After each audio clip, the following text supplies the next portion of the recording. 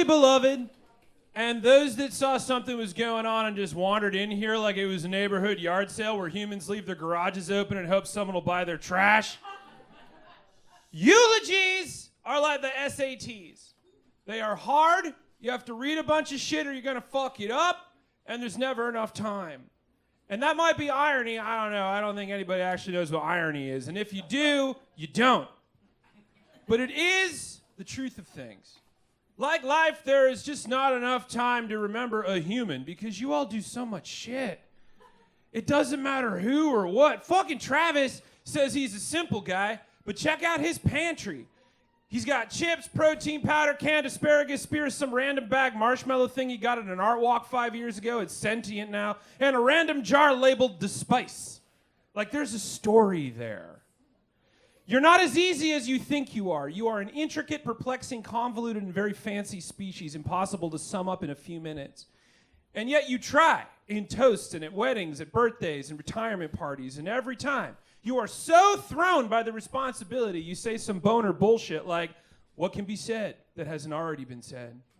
And expect some nods of sympathy like, yeah, it's hard to sum up an entire existence in 5 minutes, Todd. Just speak from the heart. I'm hoping you'll offer me the same amount of aggressive head nods as I dig into 2 eulogies, because it's not my idea to throw a giant marketing pitch for someone's entire life in a few minutes after they die. You did that, and it's fucking impossible. Thankfully, you invented music.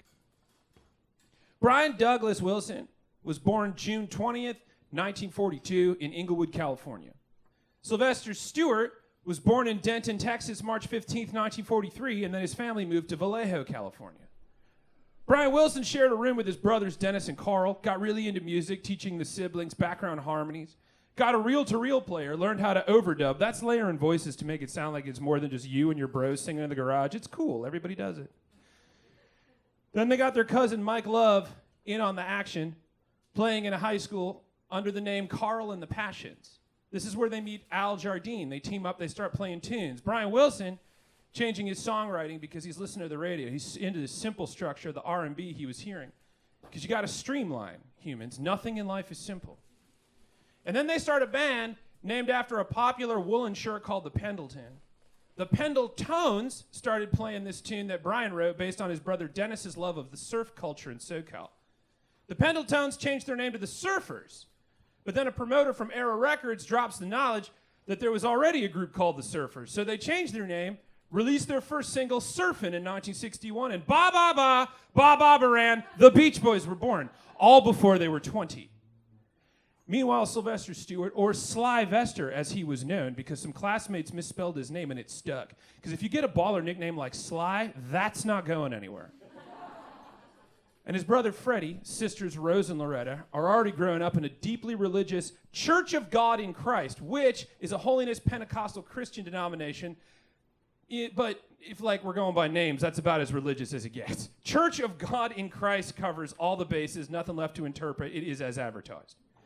The Stewart kids for a singing group called the Stewart Four.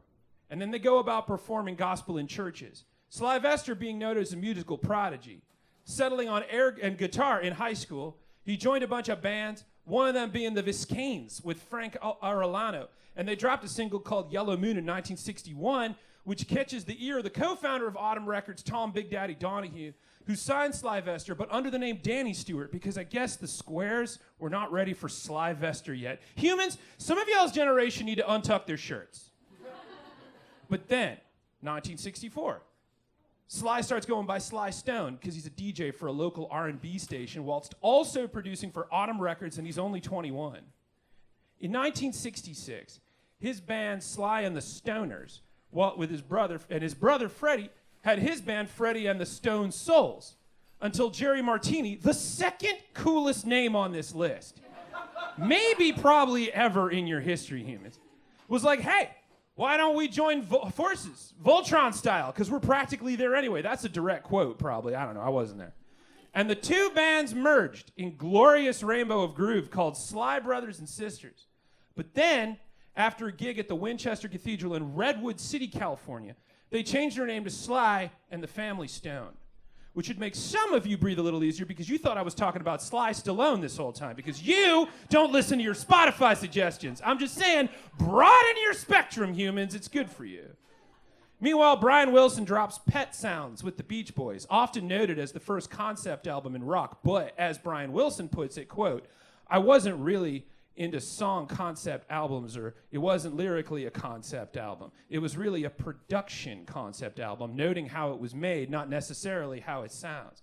Meanwhile, Sly Stone and the Family dropped their first big single, Dance to the Music, in 1967.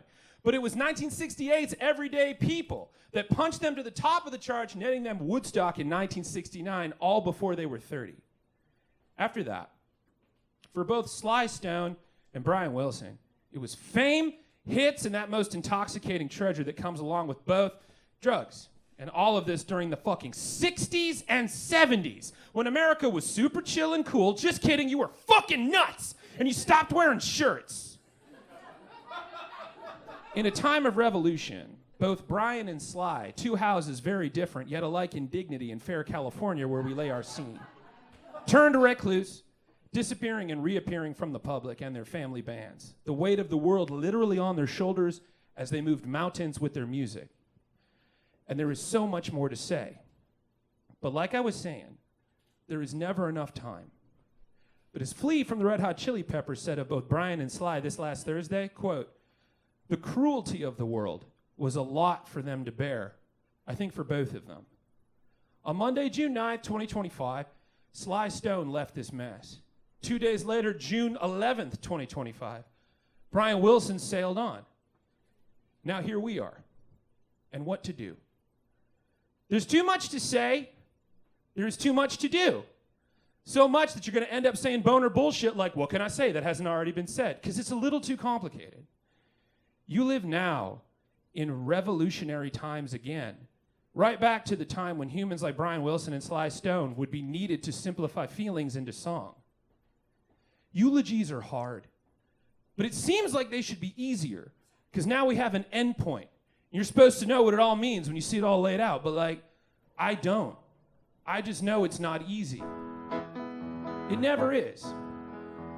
But thankfully, you got the music to remind you how to do it. So here and now, humans, I just hope you listen.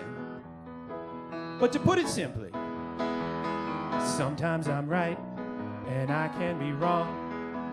My own beliefs are in my song. The butcher, the banker, the drummer, and then makes no difference what group I'm in. I am everyday people. There is a blue one who can't accept the green one for living with a fat one, trying to be a skinny one. Different strokes for different folks, and so on and so on, and Scooby-Dooby-Dooby, ooh, sha-sha. We gotta live together. Wouldn't it be nice if we were older? Then we wouldn't have to wait so long. And wouldn't it be nice to live together in the kind of world where we belong? Well, East Coast girls are hip, I really dig the styles they wear.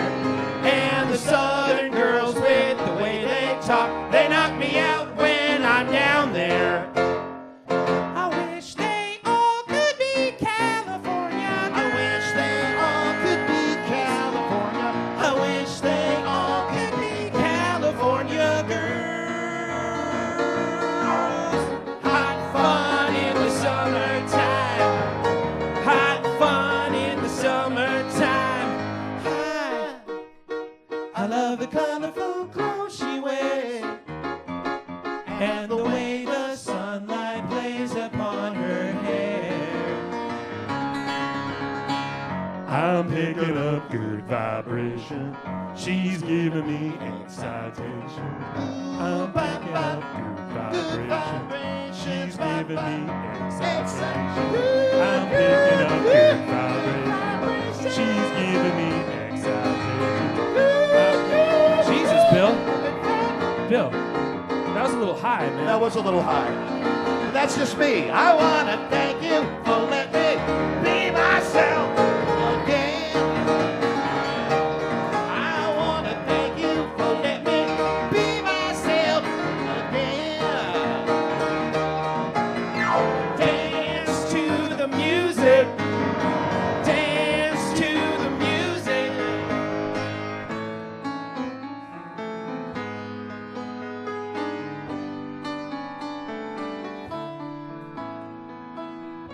Everybody is a star. Who could rain and chase the dust away? Everybody wants to shine. Who will come out on a cloudy day? Humans, I may not always love you, but as long as there are stars above you, you never need to doubt it. I'll make sure you're sure about it.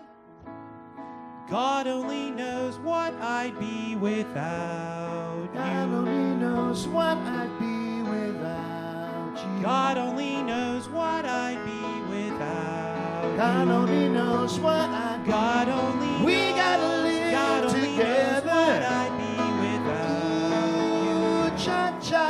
God only We knows, gotta live God only knows together. what I'd be without you. Ooh, cha-cha. 'Cause we are everyday people. Thank you so much. I love you. Good night. Chad the Bird. Bill Larkin. Bill Larkin. Nailed it.